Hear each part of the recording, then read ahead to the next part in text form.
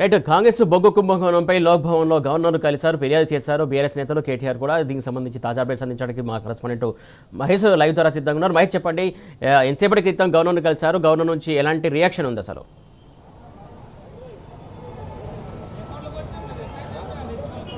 సురేష్, కాసేపటి క్రితమే సింగరేణి బొగ్గు కుంభకోణం సంబంధించి బీఆర్ఎస్ వర్కింగ్ ప్రెసిడెంట్ కేటీఆర్ నేతృత్వంలోని బృందం గవర్నర్ జిష్ణుదేవ్ వర్మని కలిశారు.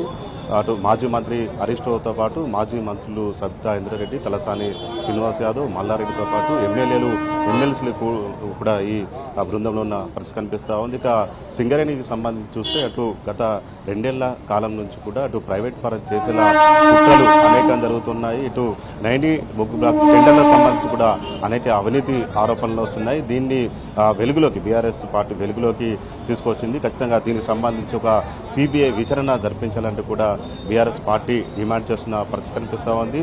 గత 10 ఏళ్ల కాలంలో సింగరేణికి సంబంధించి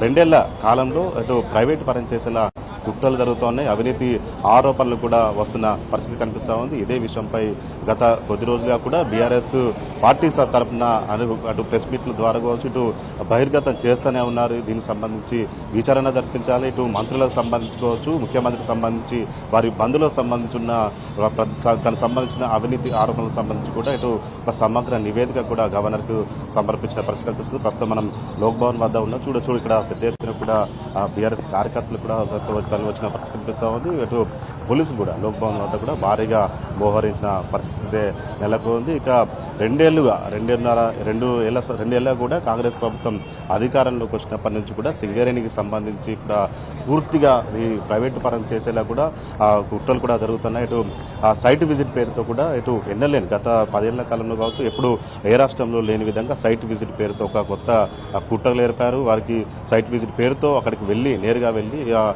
ఎవరు టెండర్లో పాల్గొంటున్నారో అన్ని విషయాలు తెలియకుండా కూడా ఇలా ఒక కుట్రపూరితంగా వ్యవహరిస్తున్నారు. గతంలో లేని విధంగా ఇలాంటి వారి ముఖ్యమంత్రి రేవంత్ రెడ్డి బంధువులకు సంబంధించి వారికి మేలుకు చేసేందుకు కూడా ఇలాంటి సైట్ విజిట్ లాంటి పథకాలు తీసుకొచ్చారని కూడా వారు బీఆర్ఎస్ పార్టీ పరంగా కూడా పెద్ద ఎత్తున కూడా ఆగ్రహం వ్యక్తం చేస్తున్న పరిస్థితి కనిపిస్తూ ఉంది. ఇక మరోవైపు ఇదంతా కూడా 90 బొగ్గు కుంభకోణాల బ్లాక్ టెండర్లకు సంబంధించి కూడా ఇది ప్రైవేటు వ్యక్తుల పరం చేసేందుకు కూడా ఇలాంటి చర్యలు తీసుకుంటున్నారు. దీనివల్ల తెలంగాణకు సంబంధించిన తెలంగాణ నివాసులకు సంబంధించిన వారికి కూడా ఉద్యోగాలు కోల్పోయే అవకాశం ఉంది. ఇదంతా కూడా ఇక్కడ ఉపాధి దెబ్బతినే అవకాశం ఉన్నది. కాంగ్రెస్ ప్రభుత్వం పూర్తిగా ఇటు ఒక ప్రైవేటు పరం చేసేందుకు కూడా అటు కుట్రలు చేస్తున్న పరిస్థితి కనిపిస్తుంది. మరో విషయం సింగరేణికి సంబంధించి ఇటు బీజేపీలో ఉన్న కేంద్రంలో ఉన్న బీజేపీ సైతం కూడా ఇటు కేంద్ర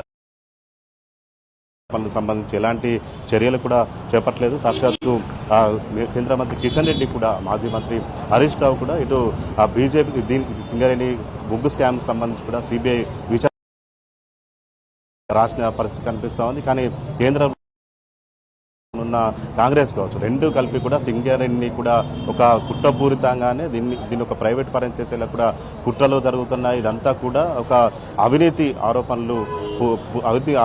ఆరోపణలు కూడా కనిపిస్తున్నా కానీ ఎలాంటి చర్యలు తీసుకోవడంపై కూడా ప్రజలు కూడా దీనికి సంబంధించి కూడా కొంత ప్రజలకు బీఆర్ఎస్ పార్టీ ఎప్పటికప్పుడు వివరిస్తున్న పరిస్థితి నెలకొన్నది. మాజీ మంత్రి హరీష్ రావు అటు కేంద్ర మంత్రి కిషన్ రెడ్డి కూడా లేఖ రాశారు. ఆ శాఖ చూస్తున్న కిషన్ రెడ్డి కూడా దీనికి సంబంధించి కనీసం నోరు కూడా మెదపడం లేని పరిస్థితి అయితే నెలకొంది. బీజేపీ కేంద్రంలో ఉన్న బీజేపీకి సంబంధించుకోవచ్చు, రాష్ట్రంలో ఉన్న కాంగ్రెస్ ఇద్దరు కూడా ఈ సింగరేణికి సంబంధించి కూడా అవినీతి ఆరోపణలపై కూడా అటు ఎలాంటి చర్యలు కూడా తీసుకోవడానికి కూడా వెనుకాడుతున్న పరిస్థితి కనిపిస్తుంది. తాజాగా గవర్నర్ కలిసి ఒక సమగ్ర నివేదిక, ఒక డాక్యుమెంట్ కావచ్చు, మొత్తం నివేదిక కూడా సమర్పించి దీనికి సంబంధించి ఒక చర్యలు తీసుకోవాలి అని కూడా డిమాండ్ చేస్తున్న పరిస్థితి కనిపిస్తుంది. అవసరమంటే సిట్టింగ్ జడ్జితో కూడా దీనిపై విచారణ జరిపి తగిన నిజాలు కూడా బయటకు తీయాలి. ఒక రాష్ట్ర సంపదను కాపాడాల్సిన అవసరం గవర్నర్ మీలా టీఆర్ఎస్ వర్కింగ్ ప్రెసిడెంట్ కేటీఆర్ నేతృత్వంలోని బృందం కూడా గవర్నర్కు సూచించినట్టు కూడా తెలుస్తా ఉన్న పరిస్థితి కనిపిస్తూ ఉంది.